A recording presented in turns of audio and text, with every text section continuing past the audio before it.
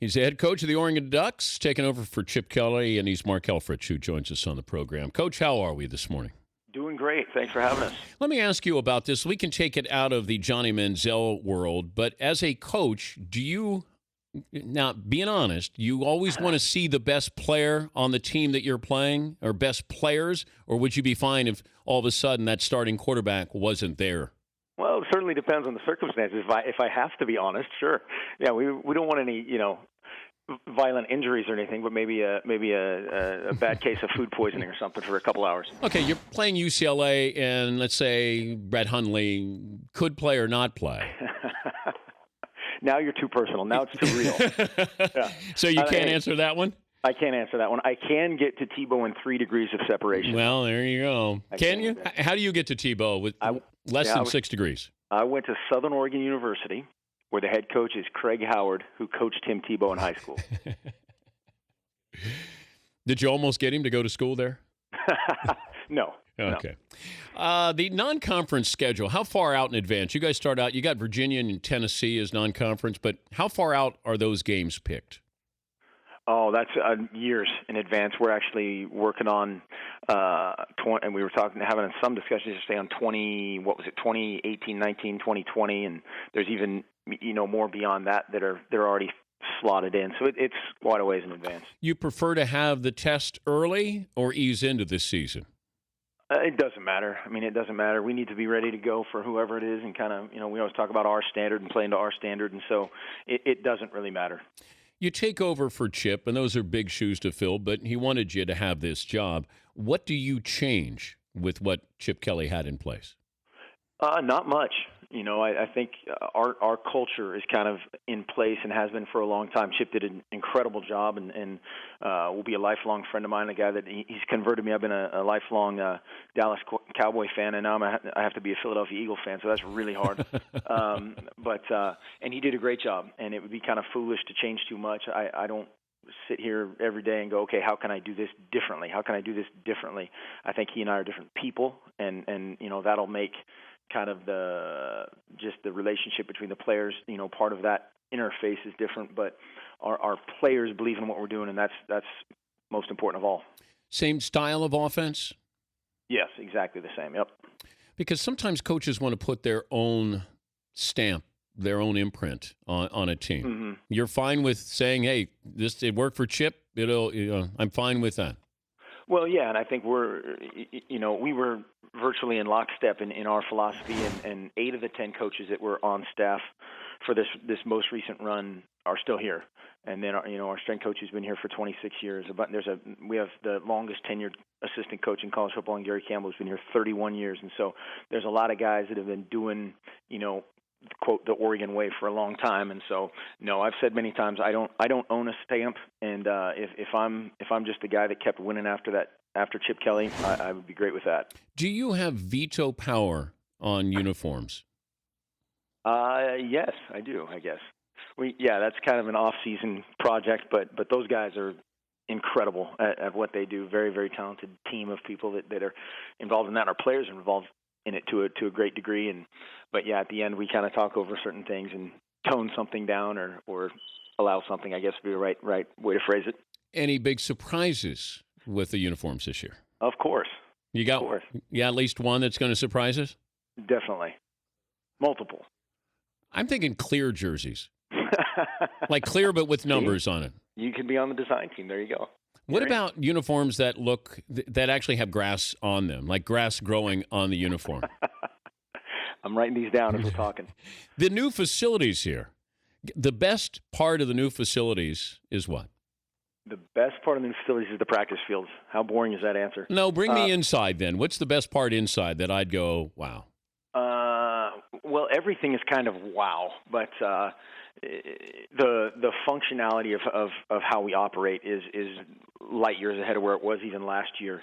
And it's hard for our players to understand how far we've come. Basically, this whole complex where we were this was gravel for forever, and the development and the growth of Oregon football has been so rapid that it's hard for our guys to understand and comprehend. But yeah, our meeting rooms, the functionality of everything is is fantastic. The building is obviously incredibly gorgeous, but inside it's great, and probably most importantly, again, the people inside of it are the people that make it go. He's the new Oregon head coach, Mark Helfrich, joining us, Dan Patrick Show. How much of a role do you play, or should you play, in promoting your quarterback for the Heisman?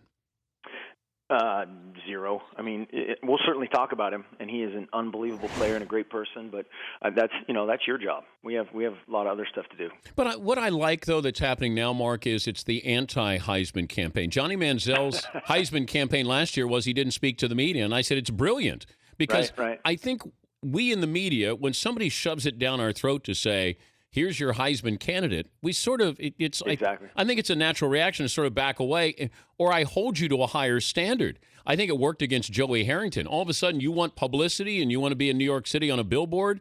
All right, let me see what you got. And I think it can work against you. That's why I said to Jim Moore when we had him on with Hundley, I wouldn't promote him.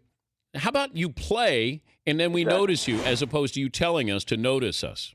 It's a novel concept, I guess. Yeah, but no, and I think at that point of Oregon's development, when you go back to the Joey Harrington promotion, that was huge. And Joey playing as well as he did really catapulted Oregon kind of to that next level nationally, and at least got the conversation, beyond the uniforms or the helmets, and that's certainly what we want to be known for now. Not what we're wearing, but who we are inside of them. Did you help recruit Manziel to Oregon? Sure. How did that go? Why did he not go to Oregon? He was actually great in terms of that. Recruiting is obviously a weird business, but he was very honest and upfront about, hey, if school A or school B comes calling, I'm out. And so, at that point, we had both he and Marcus committed, and we wouldn't trade Marcus for anybody in the world. But you came close, though. But it seemed like you had Texas who wanted to make him a defensive back. Was he was recruited to Oregon to play quarterback? Correct. Did he call you to tell you he wasn't coming?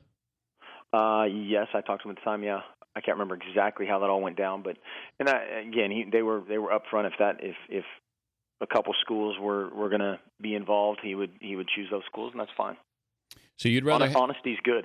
So honesty, you'd rather have your guy than Johnny Manziel right now. Marcus, you'd rather have him than Johnny. Of course. Well, I know it could have been honest, and you would have said, well, you know what, I could look at him, and I could understand that, and he might be a little bit better than Marcus. According to somebody, we wouldn't trade Marcus for the world. Marcus is the backbone of our team, and is just a great guy, great leader, and a guy, that year that we were on longer, and you just kind of get to know guys differently in recruiting, and I had known Marcus a little bit better at that point. Before I let you go, you were were you the quarterback in Vienna? I was. Okay, yep. the Vienna Vikings. Yes, sir. Okay, what league is that? It's Austrian professional football. Basically, almost every European country has their own league, and Austria and Germany have been playing. I think about 30 years now. But it was a great experience. Did you put up big numbers, Mark? Probably big in the interception column, but it was a lot of fun. Great experience. But small crowds or? Not huge, yeah. I mean, I think we had probably 3,000 to 5,000 a game. Do you still have your jersey from the Vienna, Austria Vikings? You do have the Vienna Vikings jersey? Yep. It's basically your.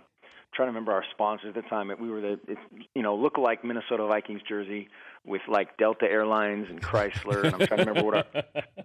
It's kind of the logo. Laden NASCAR look. Yeah. Well, we're familiar with that with soccer as well in the Premier League. They have it as well. Good to visit with you. Good luck this season, and good luck against Nichols. Thank you very much. Appreciate it. All right, Mark Helfrich. Yeah, the Vienna Vikings. Don't you go Vienna sausages? I mean, have fun, right? Tight jerseys? Yes, casings, you would call it. They do. I've got their picture up right now. Sausage fest. It looks like a poor man's Vikings practice squad uniform. All right. Yeah, he was the quarterback and offensive coordinator, I think, for the Vienna Vikings. He had dual responsibility there. The Dan Patrick Show, weekday mornings on Audience.